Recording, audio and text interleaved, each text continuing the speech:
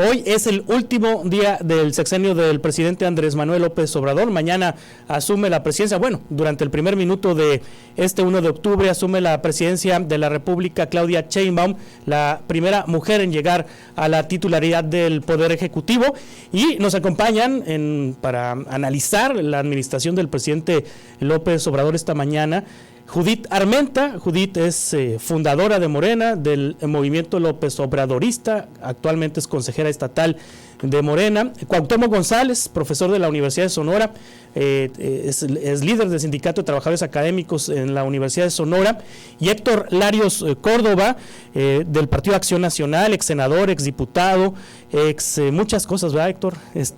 En el Partido Acción Nacional. Y gracias, Cuauhtémoc, Judith y Héctor, por estar aquí con nosotros. Buenos días, ¿cómo están? Buenos días, gracias. Gracias a ti, gracias. Judith, llegó el último día del sexenio. ¿Cómo termina el presidente López Obrador? Desde tu perspectiva, ¿cuál es el principal logro del presidente López Obrador? No, yo creo que en el caso del presidente son muchos logros. Yo creo que habría que hacer como una evaluación cuantitativa y una cualitativa de los logros que se han hecho en este sexenio. Ha sido un sexenio que se ha trabajado al triple de lo que se han trabajado en otras administraciones, pero creo que en números así, en cuantitativos, lo que él decía, pues es todas estas obras emblemáticas que se hicieron, todo el Tren Maya, el tren interoceánico, las carreteras vecinales, rurales que se hicieron, artesanales, la remodelación y creación de espacios hospitalarios, pero creo que en términos, y si quieren más adelante hablamos de números, pues no, pero yo creo que algo que para mí es muy importante es cómo casi 9 millones de personas salieron de la pobreza, cuando antes, en otros sexenios, al contrario, 100,000 personas caían en la pobreza por mes en este país. Sí. Y yo creo que ese es un dato que es fenomenal, yo creo que es muy fuerte. Para mí, el presidente Andrés Manuel López Obrador, que he tenido la oportunidad de acompañarlo desde el 2005, cuando fue el desafuero de Andrés Manuel López Obrador y que empezó este movimiento a nivel nacional, quiero aclarar, no soy fundadora de Morena, yo vengo del movimiento López Obradorista y recientemente estoy en el partido, pero creo que él ha sido un crack, es una persona que ha hecho las cosas diferentes y lo ha demostrado, porque en términos cualitativos, yo quisiera ya nada más terminar con esto, me parece que es una persona que nos devolvió la dignidad a los mexicanos, nos devolvió el sentido de orgullo, nos devolvió esa necesidad o esa, digamos, sentimiento nacionalista, nos explicó quiénes eran nuestros héroes nacionales y los vimos a los héroes nacionales de carne y hueso en estas casi 1,500 mañaneras que tuvimos la oportunidad de seguir. Entonces yo creo que eso es lo más importante y por eso la gente habla de otra manera, y eso, ya para terminar, es lo más importante. Creo que esa que se llama la revolución de las conciencias, es escuchar a la gente hablar de otra manera, con mucha más conciencia crítica y social de lo que está ocurriendo. Sí, Héctor Larios, principal logro de la administración saliente. Estaba pensando en responder la primera pregunta que hiciste ahorita, Julio, sí, de cómo se ve al final de su sexenio. Hoy en la mañana abrí el periódico El Excelsior y el director Pascal titula su columna El sexenio de las mentiras, y empieza hablando de mentira tras mentira. Es alguien que, el presidente López Obrador es alguien que tiene esa habilidad. Yo recuerdo una entrevista 2 días antes de la toma de protesta que le hicieron en 3er grado, y él afirmaba que a partir del primer día que subiera se acababan los homicidios. Y le preguntaron otra vez, oye, pero no puedes afirmar eso, vas a reducir. No, va a haber 0 homicidios por eso. Es alguien que usa la palabra sin necesariamente hacerse responsable por ella, ¿no? ¿Cómo valoro este sexenio? Pues es un sexenio de contradicciones, rompió moldes, rompió modelos, sin lugar a dudas. Hay que reconocer que volteó a ver a los pobres con programas que ya se atendían. Yo diría, volteó a ver a los pobres, jóvenes o adultos. Había un programa en este país que hoy está, por ejemplo, en Brasil, que cambió de nombre cada sexenio, pero que apuntaba a sacar a los niños de la pobreza. ¿Cómo sacas a un niño de la pobreza? Garantizando que tenga salud y garantizando que tenga educación. Cualquier persona que tenga salud y educación puede abrirse paso en la vida. Ese programa daba un beneficio a la mamá, un beneficio económico, prospera, oportunidades o progreso, como se llamara, a cambio de que llevara a sus hijos al doctor y que presentara sus boletas de calificaciones. Y eso a largo plazo se ha acreditado que es el mejor camino para sacar a la gente de la pobreza. Este sexenio se enfocó más en jóvenes y en adultos y lo hizo de manera eficaz, sacarlos de la pobreza con ayudas directas, ¿no? Sí, Cuauhtémoc González, principal logro de la administración del presidente López Obrador. Bueno, yo creo que en un gobierno en el cual se logra conectar con la gente, me parece que es un paso fundamental en la relación que hay entre la ciudadanía y el gobierno. Es decir, que en este gobierno percibimos que se ha logrado esa conexión. Por ejemplo, en el caso de las denominadas mañaneras, en el caso de los recorridos que ha hecho el presidente una y otra vez, y creo que esa conexión que podemos señalar se puede reflejar en una aceptación que quizá no se ha logrado en otros presidentes al concluir su sexenio, ¿no? Entonces, creo que eso es algo que me parece positivo, pero también hay que señalar que en el aspecto económico, en el aspecto social, pues obviamente no ha ocurrido. Por ejemplo, que en el caso de Héctor Larios, por ejemplo, que somos de más o menos de esa edad, recordamos que en los sexenios anteriores, ¿qué es lo que ocurría? Cuando no era una gran superdevaluación, era crímenes o cuestiones de levantamientos, por ejemplo en el caso del 94, etcétera, y ahora no estamos teniendo una situación de esa naturaleza. Yo creo que ya es una cuestión, me parece a mí, que estamos transitando hacia una sociedad que cada vez está madurando más. Sí. Obviamente faltan cosas por hacer. Eso en cualquier sociedad no podemos negarlo, o sea, es un proceso el que tenemos y que estamos viviendo, y en ese sentido yo haría un balance positivo de este gobierno. Obviamente hay que en esta charla pues aludir también a aspectos que también están por desarrollarse. Sí, pero rompe récord en homicidios, Judith Armenta, esta administración federal, más homicidios que el sexenio anterior y que el sexenio de Calderón. No, yo creo que esta administración yo la voy a enfocar realmente no en los índices de criminalidad. Yo creo que la cuestión de la criminalidad en este país es un proceso que ha venido creciendo. Yo estaba viendo ahorita, Caro Quintero en 1985 lo atraparon y ya tenía conexiones con Costa Rica y con Colombia.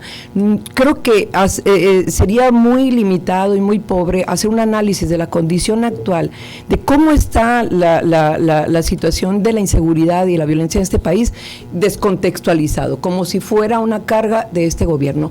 Es un proceso que ha venido creciendo a lo largo de los años y que, como todo el mundo sabemos, la criminalidad y el narcotráfico se ha coludido con las más altas esferas del poder. Por eso tenemos a un García Luna detenido en Estados Unidos y próximamente condenado, creemos, a cadena perpetua. Entonces yo creo que no, yo lo que haría básicamente es destacar lo que se ha estado diciendo, la última encuesta de ENCRO que pagó El País y W Radio, y donde están diciendo que el 82% de los mexicanos estamos aprobando el ejercicio de gobierno del presidente López Obrador.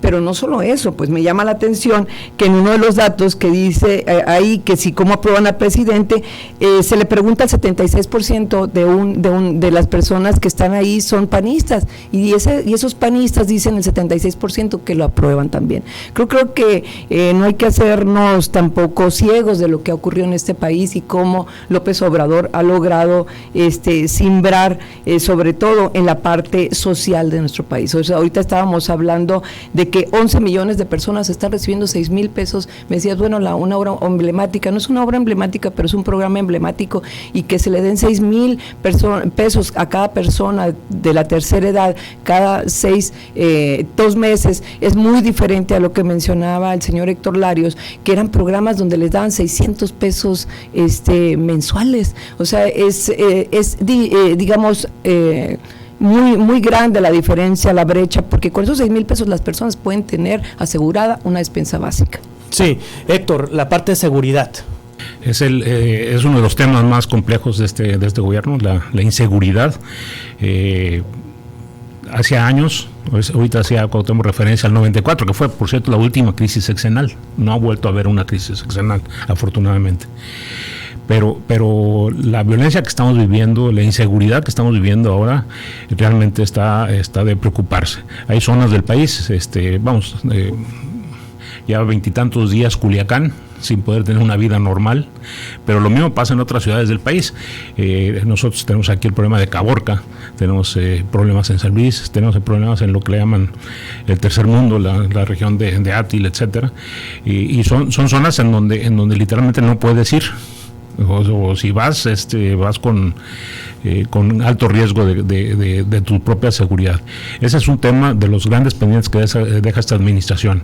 El haber destruido a la institución que teníamos para combatir la inseguridad, que era una institución profesional con 30 y tantos mil elementos, la Policía Federal, y sustituirlas por militares, creo que no ha sido una solución. Habrá que caminar quizá con los instrumentos que hay ahorita, pero hay que encontrar una salida. No puede haber progreso, no puede haber bienestar en la gente cuando hay inseguridad. Sí, Cuauhtémoc, ¿cómo entender el cambio de opinión del presidente sobre el uso del ejército en temas de seguridad? Antes estaba en contra y ya en la presidencia estuvo a favor. Mira, yo creo que el tema de la inseguridad hay que verlo en dos dimensiones al menos, ¿no? Coincido de que es un problema complejo, pero también yo creo que al menos hay dos dimensiones en el problema de la inseguridad. Uno es el atender del punto de vista de corporaciones de seguridad lo que es los delitos y el crimen organizado, y otra es atender las causas que están generando o que están contribuyendo a generar pobreza, o que están generando que las personas, en lugar de hacerse personas de bien, y tengan que involucrarse en el crimen organizado. Y creo que ahí es donde de una u otra manera se han impulsado programas importantes en este sexenio para atender esa vertiente. En el caso de las corporaciones de seguridad, me parece que darle la vuelta o la espalda, en este caso, al tema mediante el retiro del ejército, a mí me parece que sería algo que pudiera trastocar o ser un trastorno en el país.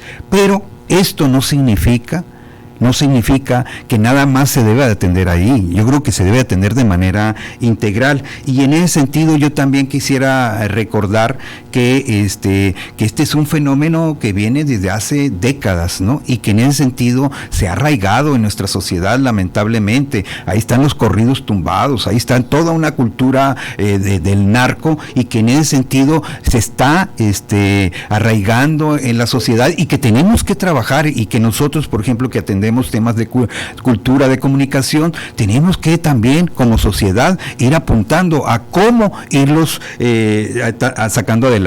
Otro tema, por ejemplo, en el caso de los gobiernos, por ejemplo, en este caso de Felipe Calderón, que pues Felipe Calderón fue uno de los que impulsó el que se hiciera la guerra frontal contra el ejército sin tener ni siquiera una estrategia adecuada. Y además hay que recordar, y esto no les gusta a los panistas, pero dentro del gobierno de Felipe Calderón pues está el mayor exponente ahorita en este momento en Estados Unidos detenido, como lo es García Luna, pues, ¿no? Entonces ahí yo creo que hay una falta de memoria, yo creo, en ese sentido de las personas, y con todo respeto, a mí me parece que eso no hay que olvidarlo, porque no debe seguir ocurriendo en nuestro país. ¿No habrá un García Luna en esta administración, Judith, después que nos enteremos?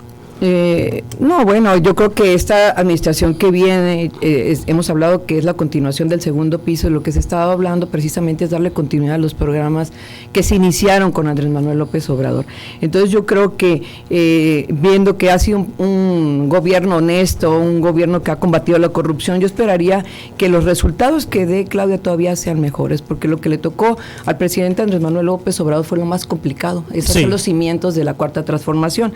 Entonces yo diría que no, que al contrario, hoy precisamente se firmó el decreto donde la Guardia Nacional pasa a formar parte de la Secretaría de Seguridad Pública, justo para darle disciplina a ese cuerpo policial. A la Defensa Nacional. Ajá. A la Defensa Nacional, perdón. Sí. Entonces, yo creo que lo que esperamos es mejores resultados. Ha sido difícil, yo creo que el tema de la seguridad se vive, sí, en Sonora, sí sabía que se iba a sacar el tema del Culiacanazo, pero los temas de inseguridad en este país más complejos están en Guanajuato, están en Querétaro, están en Chihuahua, están en Jalisco, que son estados gobernados por la oposición. Sí, vamos a continuar ahorita con esta conversación. Estamos con Judith Armenta, fundadora del movimiento López Obradorista en Sonora, Cuauhtémoc González, académico de la Universidad de Sonora, Héctor Larios, integrante del Partido Acción Nacional, conversando sobre la administración del presidente López Obrador. Volvemos con el tema, si me permiten, ¿cuál fue la crisis más fuerte que tuvo esta administración y cómo la enfrentó López Obrador, si les parece? Héctor, la principal crisis de esta administración y cómo la resolvió el presidente. Bueno, ahorita que comentaste antes de la pausa, la verdad que no vino en mi mente ahorita una crisis así que fuera, es problema de la edad, que ya no registras todo, ¿no? Pero no alcanzo a ubicarse una crisis fuerte que valiera la pena, ¿no? Seguramente las hubo. Sí, la principal crisis que tuvo el presidente en esta administración. Sin duda, la pandemia. La pandemia para mí fue la crisis más, yo creo que reveladora y un reto muy importante para cualquier gobierno, porque en las condiciones en las que estaba, las presiones que recibió el presidente era justamente para que se endeudara, para que siguiera condonando deudas a los empresarios, y no, lo que hizo el presidente con los recursos que se han recuperado justamente de la recaudación fiscal, que ha superado los 20, hoy mencionaba casi 24 billones de pesos en recaudación fiscal en este sexenio, pues con eso se hicieron obras, y al hacer obras lo que hay es trabajo, y además no se abandonaron los programas sociales. Estamos hablando de las becas a los adultos mayores, a jóvenes construyendo el futuro, sembrando vida, la escuela es nuestra, y eso significa que hay recursos que están llegando a la base social, porque a veces dicen, pero bueno, ¿de qué sirve, no? O sea, que si de repente es que estaba más caro el huevo.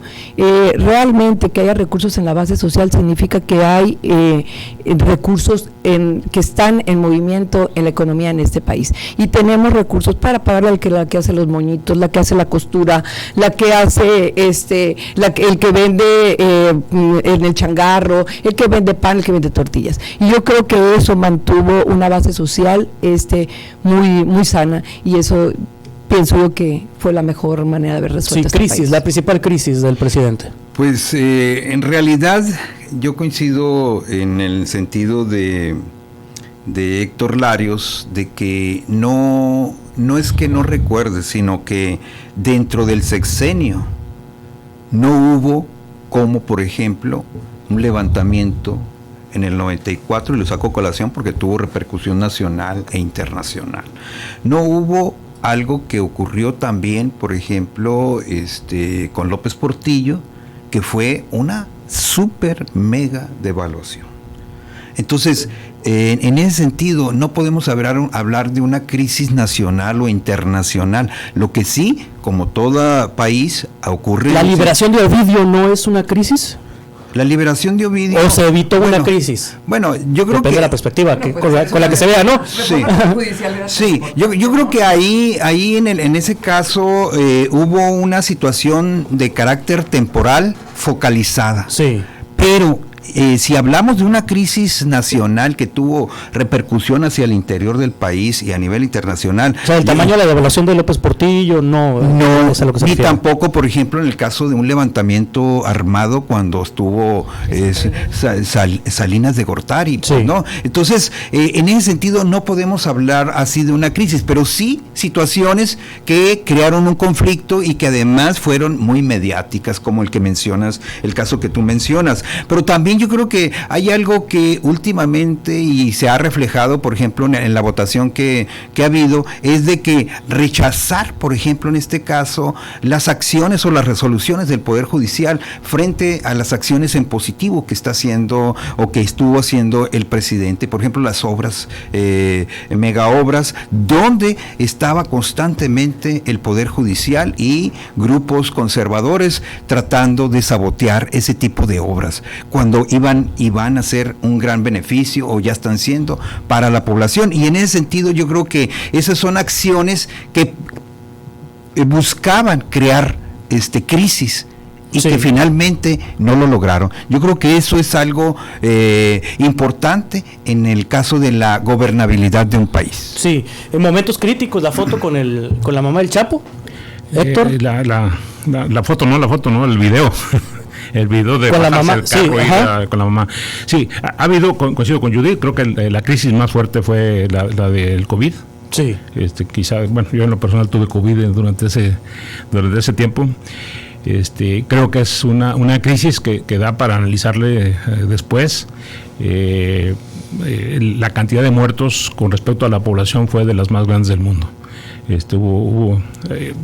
Técnicamente no fue bien manejada, ¿no? Y sobre todo al principio desestimarla, ¿verdad? Abracen a sus amigos, salgan, no usen tapaboca, cosas por el estilo.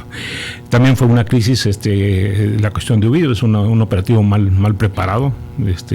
Quizá tomamos la decisión correcta de dejarlo ir, de dejarlo ir y volverlo a atrapar como lo hicieron, y lo que no tiene ninguna explicación es las continuas visitas a la zona del triángulo de Durango, Sinaloa, donde se encontró la mamá del Chapo, bajarse del carro y irla a saludar, la manera de referirse con muchísimo respeto a los narcotraficantes que tanto daño le han hecho a este país. Creo que esas son cosas que le ponen gris a esta administración. Sí, que tendríamos el sistema de salud mejor que el de Dinamarca, o como el de Dinamarca, dijo el presidente. Yo creo que... ¿Cómo entender ese fraseo?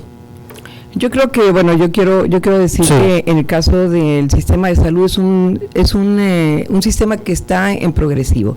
Yo creo que la condición en la que dejaron los sistemas de salud en este país han sido muy malos. 300 hospitales que dejó Peña Nieto realmente eran insalvables, incluso muchos de ellos se habían inaugurado y lo que se hizo fue recuperar una parte, otros no podían recuperarse porque estaban en condiciones realmente de abandono y en una mala ubicación. Entonces, creo que decir que no se ha hecho mucho en el sistema de salud, que no se logró la meta como se esperaba, yo pienso que al contrario, fíjate, yo creo que aquí, por ejemplo, en Sonora tenemos varios hospitales que ni en sueños hubiéramos pensado en tener.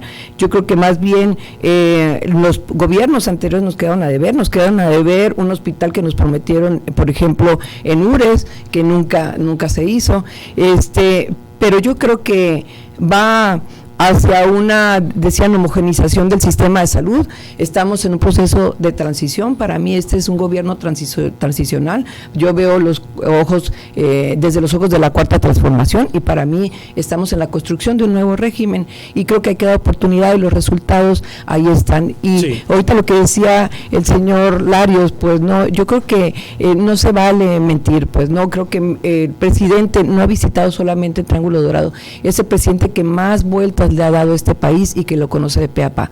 Y por eso es el nivel de aprobación y aceptación que tiene el presidente, de 77 a 82% de aprobación, es uno de los índices más altos. ¿Quién había terminado así un sexenio? Nadie. Es el primer presidente que termina así, justo por el reconocimiento que le hacemos a su... ¿Cómo queda la calidad de la democracia o la democracia en general, Cuauhtémoc González, al finalizar la administración del presidente López Obrador?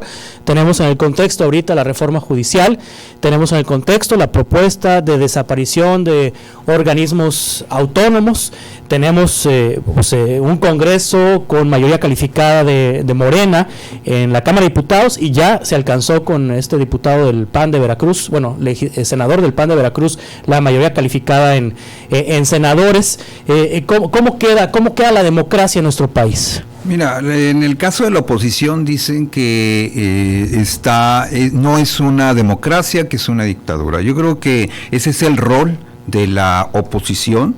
Me parece que es un rol que también no se la creen ni ellos mismos, porque en principio, pues en una dictadura no estarían diciendo eso, estarían en el exterior y en el exilio y reprimidos, ¿no? Y aquí eso no está ocurriendo. Yo creo que en términos generales una democracia sale avante cuando hay una mayoría y una claridad de esa población. Aquí, como tú bien lo señalas, hay una hegemonía política en México en términos de que Morena y sus aliados tienen esa mayoría calificada. Y esa hegemonía, ¿qué les permite? Precisamente es un voto que se le está dando de confianza para que instrumenten lo que se dijo en campaña. Por ejemplo, el Plan C se dijo claramente y todos los actores políticos estuvieron hablando de ese tema, la oposición estuvo cuestionando y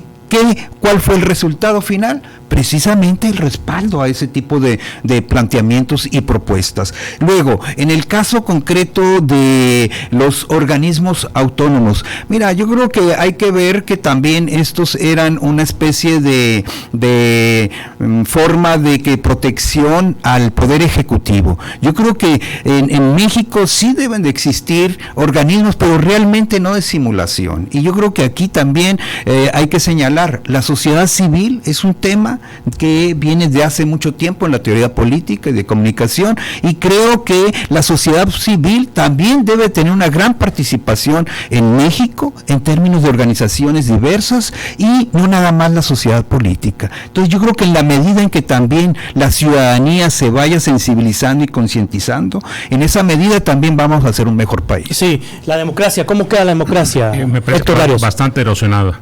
Hay un ataque. La democracia requiere transparencia, información, que la gente pueda conocer los temas de gobierno. Tú puedes checar las resoluciones o las contestaciones al INAI del gobierno, no se encontró. Después de una búsqueda exhaustiva de la información que tú me pides, no la encontramos. Ese es el 80% de las solicitudes de información. Este es un gobierno absolutamente opaco. La opacidad es totalmente enemiga de la democracia. No permite que la gente tome decisiones informadas y bueno, no solamente en el tema de transparencia, en el tema de participación ciudadana, creo que vamos para atrás. Hay la destrucción de muchísimas instancias de participación de la gente que se vinieron a dar para sustituirlas con algunas otras herramientas, ¿no? Creo que la manipulación de procesos, por ejemplo, el Tribunal Electoral está incompleto desde hace 2 años. Le faltan 2 magistrados. Hay un proceso que se establece en la Constitución, que la Corte saca una convocatoria, se inscriben los que quieren, hace una evaluación y presenta algunos candidatos al Senado. Morena decidió que no se eligieran para no tener el riesgo de que fueran independientes, teniendo ellos ya el control de 3 de los 5 magistrados electorales. Sí, esos magistrados electorales le dieron más espacios en la Cámara de Diputados a Morena, dándole una mayoría calificada que no la tenía correspondiente a los votos que obtuvo.